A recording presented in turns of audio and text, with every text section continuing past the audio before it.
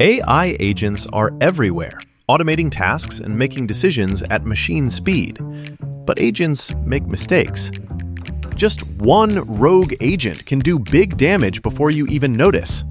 Rubrik Agent Cloud is the only platform that helps you monitor agents, set guardrails, and rewind mistakes, so you can unleash agents, not risk. Accelerate your AI transformation at Rubrik.com. That's RUBRIK.com. Every team, every topic, everywhere. This is Bleav. Doesn't matter if you're an Indian or if you're a Warhawk. The ULM mention is the greatest. You'd hope for the best as a ULM fan, but this is Bleav in the Warhawks podcast with hosts Dusty Thibodeaux and Chase Regian. Chase, you always have such great insight. Tibbs is going to bleep it all. What are these guys always talking about? We talk a lot about food on this podcast, and I'm going to continue to do so. Really, really appreciative of the people and the community and the way that they backed us up. Nailed the introduction, by the way. Awesome. Thanks, I love Fish. it. Chase, you were missed. Not really, because I had a great conversation with the legendary voice of the Warhawks, Mike Hammett, without you to close out the season, or to close out the finale, not the season. Yeah, you did the season finale without the co-host. That's fun. No, but I didn't have a voice. It was my fault. Why didn't you have a voice? Well, that's because I really, really hate Lafayette, and I was screaming the entire game, mainly at refs for some soft-ass calls. I was yelling a little bit as well, and maybe that's why I feel kind of like dog shit this week. We do have to conclude the season. Me and Hammett talked about just the season finale, so we got to wrap up this season. 3-9, definitely not where we wanted it to be, but it was still some good came out of this season, without a doubt. Sure. What would you say is your highlight of the season? Oh, it had to be Lafayette. I mean, watching that offense be efficient, watching that offense put up the numbers it did. I mean, think about this, Tibbs. If we had a dumbass kicker, we would have been fine. No shot at Chambliss. I really respect the job he came in and did. And we had a punter kicking field goals who looked uncomfortable as shit out there. I watched him kick about 250 balls into the net just to make sure he knew how to do it. But Lafayette was great, man. It kind of, I think, gave me a really comforting glimpse in the next year, hopefully. I hope so. But we have to really find one of the key pieces, and not just a kicker that you said is essentially the key to whether or not we fail or succeed, is what I heard you say there, Chase.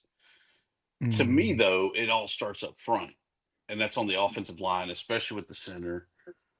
We didn't get to see him close out his career, but Elijah Fisher joins us, the big fish himself, to recap the season with us. Welcome in there, Fish. What's up? The big fish. I don't know if he was actually at the game, though, Chase, because he still has a voice. No, he was there, and he was yelling. I'll tell you that. I'm a little more used to yelling than I guess you guys are, because I scream all day. So, Fish, rewind back to this season. You returned after a great junior year or senior year, whatever you want to call it, for your super senior season.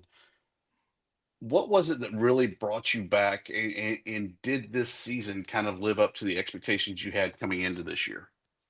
In terms of wins and losses, no. Of course, you want to win. You want to win the conference championship. You want to go to the bowl game. But in terms of what our team was and how we were as a team, how we acted, how we reacted, and all those things, yes. With going back to last year after the season was over, I mean, there was a lot of question into, the portal and what all that looked like for me. And, there was that little stint with Coach V where we didn't know if he was leaving or, what was happening there. So, I had places to go, and, it definitely was a conversation, but I realized I wanted to finish as a Warhawk. I didn't want to finish with another, team's name on my chest. I wanted it to say Warhawks, and you don't see that very often in today's game. You see a lot of transferring. You see, guys have a good freshman, sophomore, junior season, and they're going to try to make more money. And it was never about that for me. I wanted to leave a legacy here, and I wish I had the opportunity to do it, in terms of wins and losses. But if my legacy is how I led and the lives I touched, and the culture I started with Coach Vincent and his staff, and where they're gonna project themselves, forward to, like, I'm all happy for it. I mean, that was God's plan for me anyways. So that's all I can really hope for at the end of the day is, was I respected and was I loved? And I was both of those things at ULM, and I think that's all I could wish for. Well, as we kind of look at this team, and I know you've got some cool things ahead of you with Pro Day, and you've got some wonderful experiences that I think we all hope and pray and send you our love for. But as you look back at ULM, and you seem to be a guy that's going to be a lifelong ULM fan, and maybe I'm speaking that to existence for you, but I'll drag you back into this place some way or another. Absolutely. How do you think, if I know you can't really, I don't want you to tell us who's going to the portal, if you even know. I don't want to know any of that. Yeah. But if this team was the same as it was going into next year, how do you feel about it? Do you feel like they can really do some good things, or are you excited for who they've got returning? Absolutely. And I mean, we had a lot of seniors. Originally it was 31. I don't know what it was at the end of the season, because injuries happen and you get extra rest or whatever. But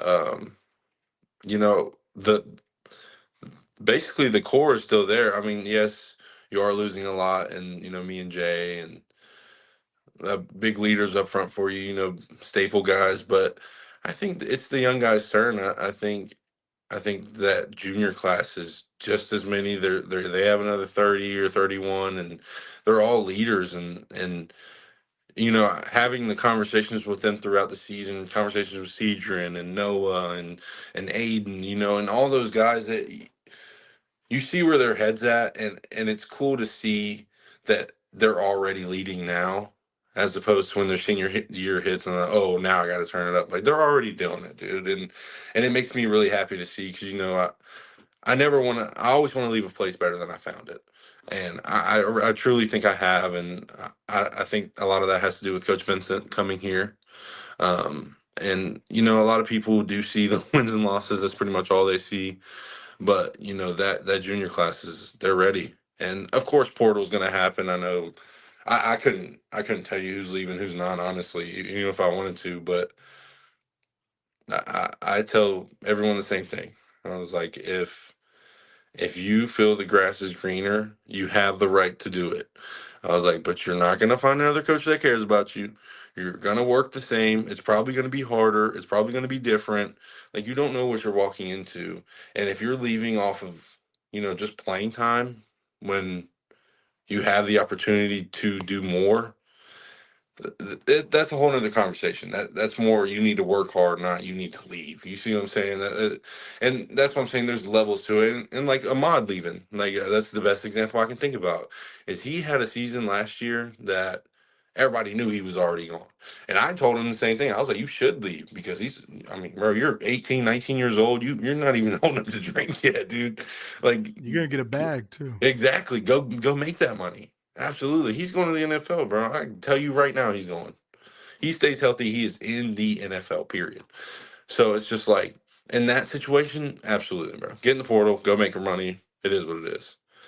But if you're going your senior year and you're trying to gamble, I'm good. I liked where I was. I liked who I was around. I like everything about this place. These last 2 years has been impeccable. And of course, every coaching staff's different. Every coaching staff, has their quirks. And like Coach V, we up there all the time. That is what it is. With him, you up there 24/7. You're working Monday through Sunday. It is what it is. And he's right there with you. And he's working double the amount you're working. And so then it's like, how do you not respect that? How do you not work the same way? You see what I'm saying? So it's just like, if you want to get in the portal because you think grass is greener, go ahead. I don't think they want you anyways. You kind of went through this last year though, where you were being courted by different people, different teams. Mm-hmm. How does that process work? I mean, is it as kind of cutthroat and shady as what a lot of coaches and players say, where Yeah. your DMs, your text are just kind of random numbers, random Mm-hmm. names hitting you up, Yeah, or yeah. take us through that kind of process? So, I mean, for me, it was just different because I had I had people already at those places who are close to me. So, like, if they're hitting me up, it's not weird because they're family to me. You see what I'm saying? So it's like they hear something, they're talking to a coach or whatever, and my name gets mentioned. Of course, it's going to get back to me. They're going to go down the line to make sure because it's very touchy in today's world because coaches can't hit you up if you're committed to it or not committed if you're at a university like this before you get in the portal, but they're still going to find ways to hit you up and get those conversations going. And then with social media, you got follows, you got there's a lot that plays into it, but most of it for me is just people I respect, people I trust, and them kind of telling me like, "Yo, if you're gonna get in the portal, I know somewhere you can go, brother." So that kind of thing happens, and last year when it was all happening for real, it was very surreal. It was a lot to deal with. It was very quick too. That was another thing. If I were to get in, I would have had to do it and basically sign with a place that wanted me within 3 days or 4 days. So then I was just like, yeah, and I'm not even in the portal yet. So it's just, it's a crazy world, bro. And I'm very happy I stayed away from it. I wanted no part of it. I'm okay.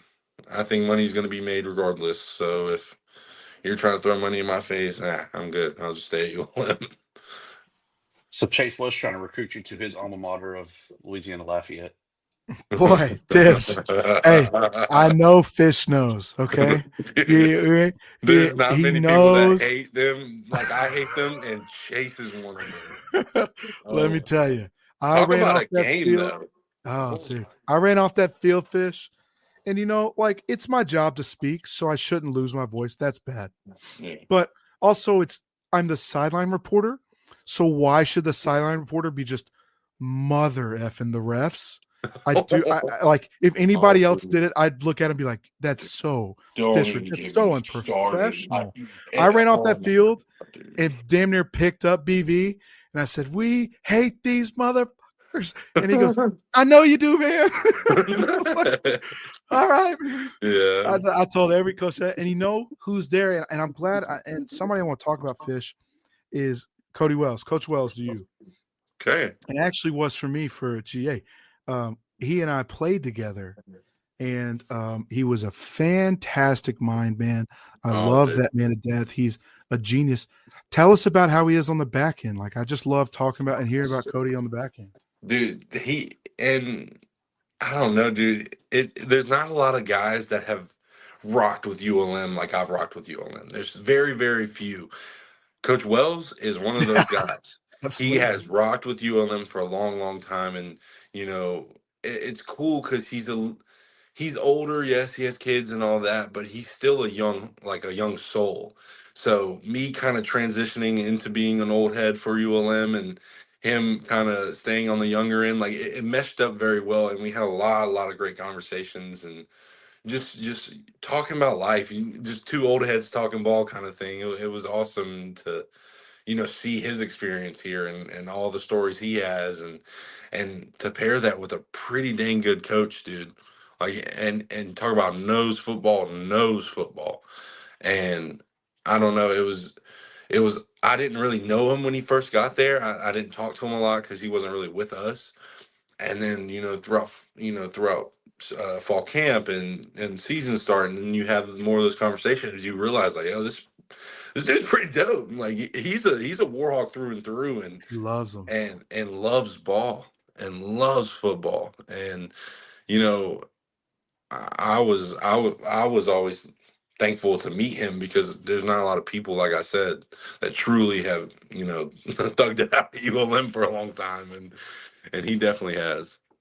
A lot of people don't know this, but I get asked a lot about Cody, and he was there my redshirt year. He was a senior, and a lot of people ask like, "Oh, is he smart? Because he really know, because he backed up a lot." Now the guy he had in front of him was inducted to the Hall of Fame this year. Yeah, he was like that. Colton Yeah. Browning, and I tell you, Fish, the only reason Colton Browning, he would tell you this too. KB would tell you this. The only reason Colton Browning's in the Hall of Fame is because of Cody Wells.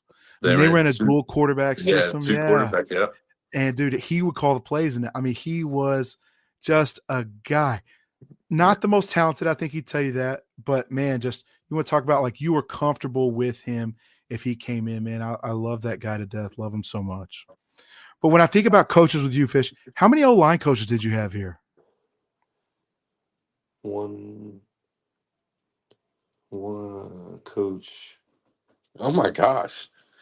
So it's Coach Morris, Coach Siegler, and Coach Cam, I think. Just three. Yeah. Well, And 3 head coaches? Well, technically Coach Trickett a little bit too, so 3.5. But I had surgery that year, so I didn't get to feel that wrath. In your freshman year, you were a tight end? Freshman year I was a defensive end. Oh, which is Ron embarrassing to West. think about. Yeah, dude, think about that. And I started 4 games. No. Yeah, I started 4 games You as a freshman. you had to be terrible. Oh, dude, I was awful. Yeah, dude. Just a big, humbly white guy just rolling around out there, stopping And double who was that D lineman we had that went to Tulane? Did you play? Was he on that team? Aiden Huntington. He's actually with the Browns now. Dude, he was a dog. He's a roster guy too. Like they use him. Really? Yeah, Aiden's not surprising me. He was good. Dude, he was nice. No, he could do whatever he wanted, pass rush wise. That was when I had first transitioned from center to guard, and I was still kind of figuring all that out, dude. That was not fun for me. He was just bullying me. He could bull rush you, spin, swipe, chop, you name it. He had it. Like and that 2-win year with Bowden, Aiden was on that team, right? Or was it the year before that? I remember one year where it was like, dude, dude, yeah. I know we suck, but that guy is so amazing. Yeah, dude. Yeah, dude. And it's so crazy to think about. Like this year was kind of the year it all kind of came together, and all the memories of all my seasons kind of mushed into one time. And senior night, I remember just thinking about that 0-10 season, dude. Like what it looked like, what practice looked like, Damn, you're old, bro. Yeah, dude. No, it's okay. But it's like nobody gave a frick around here. Nobody cared. There was no work ethic. There was no standards. There was nothing. And then to look where, we are now with the leadership we have, and oh man, dude, like I don't think I could leave it at a better spot. Like I said, the only thing I would change is wins and losses, but that only goes so far in life. So now that you're done as a player on the Bayou, what's your plan? And we know plans always change. Life takes you, and life be life. And what's your plan to still be around the program and to kind of give back? So obviously, if I'm fortunate enough to play at the next level, any FL really, that's what I say. Any FL, NFL, CFL, UFL, XFL, ZFL, I don't care. If they paying, I'm going. If I'm fortunate to do that, of course, I want to come back and, invest in this place, because I feel like that's all that's missing is money. Like if you had the same funding for us as, Lafayette has, oh my gosh, and theirs is terrible too. Theirs is awful. But just that step alone, like it would change our program. And it's weird to think about that, money runs so much of this world, and how big a part it plays in trying to prosper a program. And but for me, next level wise, like I said earlier, I'm getting surgery on my thumb, and getting that fixed, and I'm just gonna rest, dude. Just relax for a month and a half, and then let my body heal, because it's been 6 long years of football. And if I want to maximize my pro day, I think I need to rest, and I'm gonna do that, and then basically January 10th through the 15th ish, I'll probably get going and not stop until I'm a professional athlete. And then if that doesn't work out, I'll probably stick around for a little while, get my feet wet with coaching, having a steady income. And then just figure out where I want to go from there. I know I'm meant for great things. I don't know if that's, football, professional football, or running companies or leading people. I don't know yet, but I know I'm going to be successful just because of how I work and, who Fish is as a person. Obviously, y'all know a little different side of me. I do get crazy and we like to cut up and joke, but I like to work my butt off. That's what it is. So Oh, I'm dude, you not, can see it. And You we see see it on all of film. that. Absolutely. Absolutely. You can see that. AI agents are everywhere, automating tasks and making decisions at machine speed. But agents make mistakes. Just one rogue agent can do big damage before you even notice. Rubrik Agent Cloud is the only platform that helps you monitor agents, set guardrails, and rewind mistakes, so you can unleash agents, not risk. Accelerate your AI transformation at Rubrik.com. That's RUBRIK.com. Walk us through, I retired, not that I would have had the chance you did or you've had to have the success you had on the field, but walk us through what that pro day looks like. I mean, I know it's a lot of training. I know it's nutrition. I know it's kind of all the above. What is that process as you prepare for a pro day? And then kind of walk us through what a pro day looks like too. So in preparation, you kind of gotta sell your soul. You gotta give in to, or really not give in to all the bad stuff you normally do. Like I'm an O lineman, so I pretty much eat anything I see. Like I'm hungry right now. That's all I know. But I know for pro day, it's I'm eating clean. I'm drinking clean. I'm not sodies and all that. They're out the window, and it's just straight water and electrolytes and fueling your body to have the max output you can have on a pro day, and also training your butt off while you do it, and that's a big part of it. And the training changes from off season workouts in college to pro day training. It's very, very different. And Coach Novick, give him all the credit. He's amazing. And he, who his mentor was, has draft picks all across his board, and that's exactly what Coach Novick does. And so it'll be very specific to, like, on my 40, or my vertical, or my bench max, or it's very drill specific for what you do on a pro day. So normally pro days, you come in, you get ready, you stretch, you get warm, they take height, weight, do all your measurements, all that. And I think normally benches first. So you start warming up, hit your bench, and then you basically have a break in between to recuperate, get your body back, and then you can go to like vert, and then whatever else they want to test in there. I think it's normally just bench and vert, but I've watched 54 of them, so you think I'd know, but I really don't.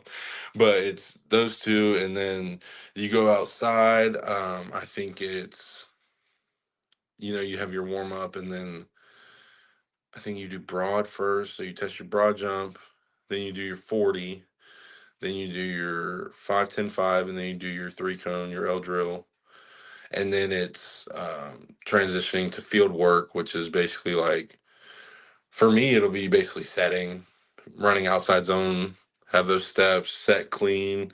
So it's a lot of small individual. They're testing your one specific skill at this, one specific skill at this. And like I said, Coach Novi's going to have us geared in. He's going to have us locked in.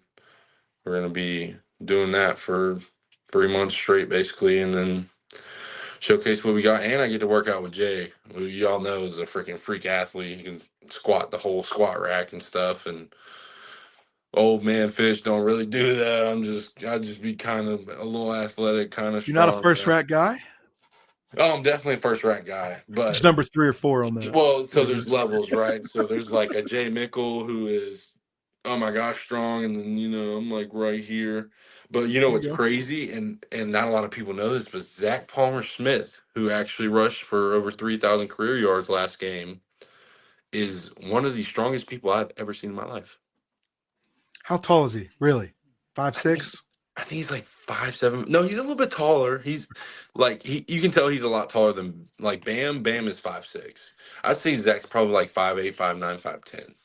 We had a kid, Tyler Kane, out of West Monroe. He's every bit of Tiny. 5'6", and I watched him squat 800 pounds. Yeah, dude, it's Zach. Disgusting. Dude, like it was. I can't remember when it was. It was probably like week 7 or week 8, and my body's tore up by this point. Like I'm hurt, and we go into squat, and I did my set. I'm like, oh, that was a good set. I feel good. There was another 45 on. I'm like, okay, so that's 100 more pounds than me. I'll let that slide. That's rude. It's rude. So I hit that weight. I hit that weight next set. I was like, all right, yeah, that was a little heavier. I didn't move as good. There was another 45 on again. I'm like, all right, Zach. All right, bro. I don't know what you got planned or what you're doing, if you're trying to embarrass me, but we got to slow this down, dude. This is not what we're doing. I'm old. I'm not squatting with you. This is not a competition. I will die out here. Not in the middle of the season. No, dude, no ego. I can't even tie my shoes, and this dude wants to squat 8,000 pounds. Like, but I'm talking about I'm talking about like oop, down up. Like I'm like wow. Like it's bad. He's one of the many, many players, and yourself included there, Fish, that one more year. Just one more year. Nah. Fish is I like, don't know about Tibbs. He graduated high school in like 2015. I mean Fish, he's old as shit. Dude, I can't do it anymore, Tibby. I'm serious.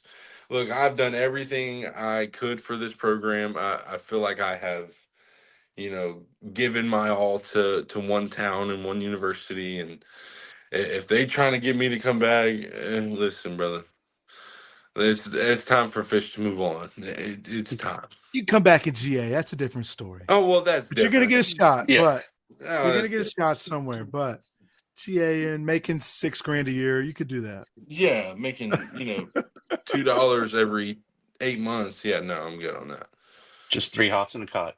Yeah, dude. The GA life is horrible too. It's Awful. rough. And if you want to get into college coaching, and those dudes pay their dues, man. Oh man, anytime I see GA on a resume, I'm like, hey, good for you, bro. Yeah, because I know you were doing the bitch work for 80 hours to 100 hours a week. Mm-hmm. You were sleeping in somebody's closet, and they love it, dude. Those dudes are wild. And Chase, just think that's on the football side, where you have usually a handful of them. In basketball, baseball, you might have you might be it. It's you. So all the you're scouting doing reports. all the reports. You're doing laundry. You're doing practice setup. You're checking the hotels. You're making sure that this guy that we know as an academic issue is actually going to class. Just everything across the board.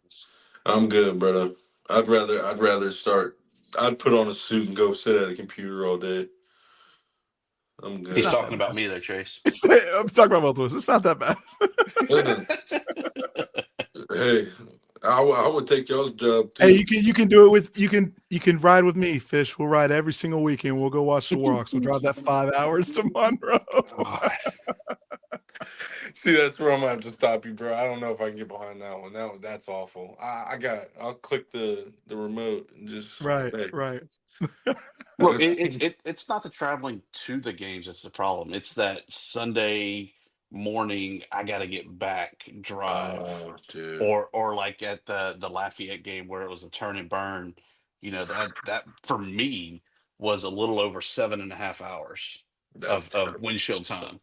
That's awful. No way.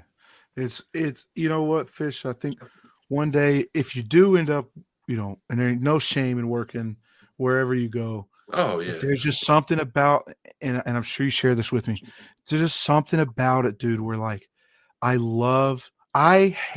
people ask me all the time, do I miss football? I'm like, hell no. Do I miss running bleachers and do I miss squatting all that weight? No, hell no. But what I do miss is the sidelines. I miss game day and that radio for me. So I say that to say, just find a way to be involved, whether that's volunteering or whatever. Like being involved with the sport just feels a part of your soul that you can't find.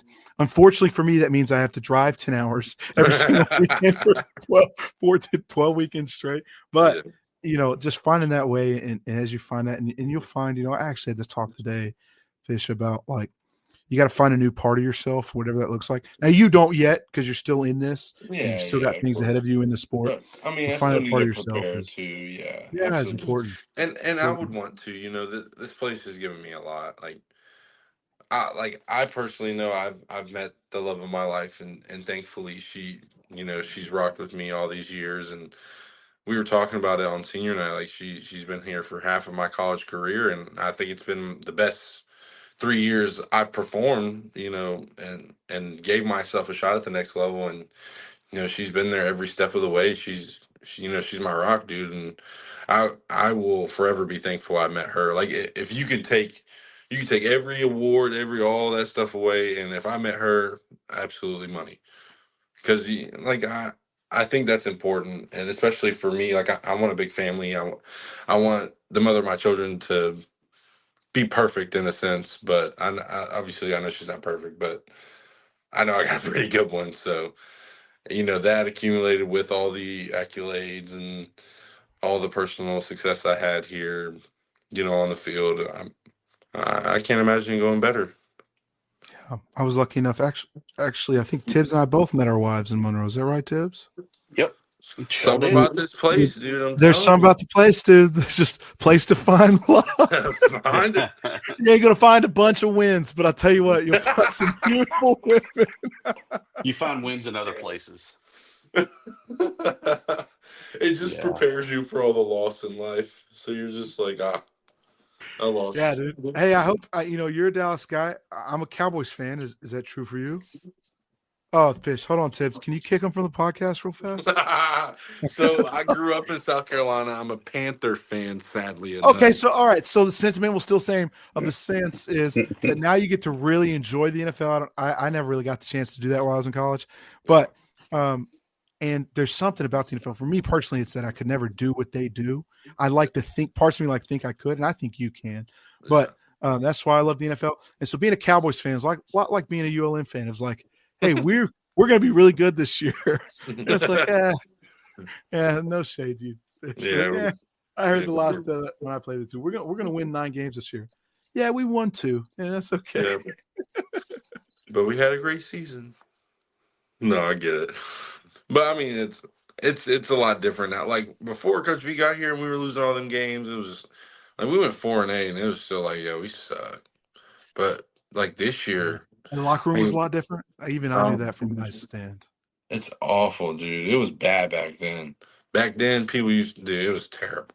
Oh, hey, I was there after, and you don't have to comment on this, okay? I was there after the Lafayette game of Bowden's last game, and bro, the shit that came out of the locker room was just hard to watch. It was so hard to watch, and I didn't see any of that with BV there. No, dude, no, because everybody knows that we truly gave our all to this season. Everything that the Warhawks could do as a team, we did. I mean, dude, we lost week after week after week, and we played probably harder and harder and harder every single week. Like that's not normal. Like you see a lot of teams give up. Like you lose 3, 4, 5 in a row, that team's checked out, brother. That team is big checked out. They're worrying about vacations in December, and it's freaking halfway through September. Throw some punches at Texas State and really almost take that thing home this weekend.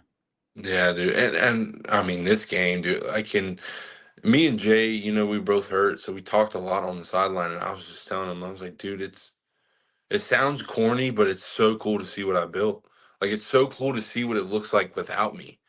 And get to see it in person and firsthand and watch Drew, who I love and respect. I love this kid, one of my favorite people on our team.